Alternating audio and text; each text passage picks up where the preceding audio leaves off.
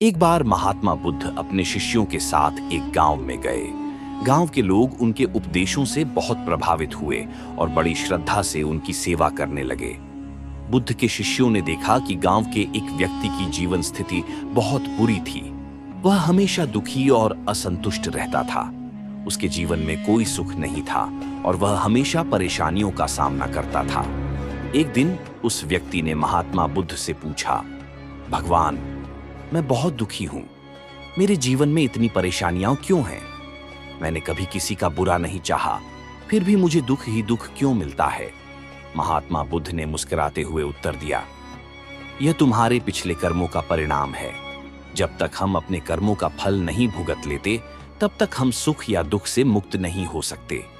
उस व्यक्ति ने फिर पूछा, लेकिन मैं अपने पिछले कर्मों को नहीं जानता, फिर मैं कैसे समझूं कि मैं क्या गलत किया था?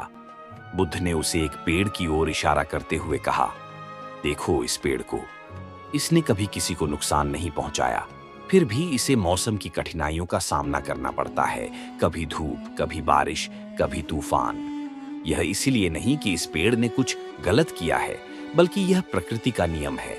इसी प्रकार हमारे कर्म भी प्रकृति के नियमों के अनुसार हमें सुख या दुख देते हैं।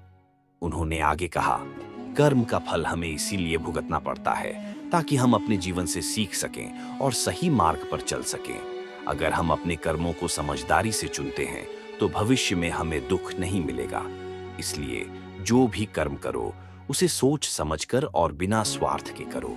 यही जीवन का सत्य है। उस व्यक्ति ने महात्मा बुद्ध की बातों को समझा और उसने अपने जीवन को सुधारने का संकल्प लिया। धीरे धीरे उसके जीवन में सकारात्मक बदलाव आने लगे और वह फिर से खुशहाल जीवन जीने लगा। कहानी का सार, हमारे कर्मों का फल हमें जरूर भुगतना पड़ता है, चाहे वह अच्छा हो या बुरा। इसलिए हमें हर कर्म को सोच समझकर करना चाहिए और जीवन में सही दिशा में चलना चाहिए।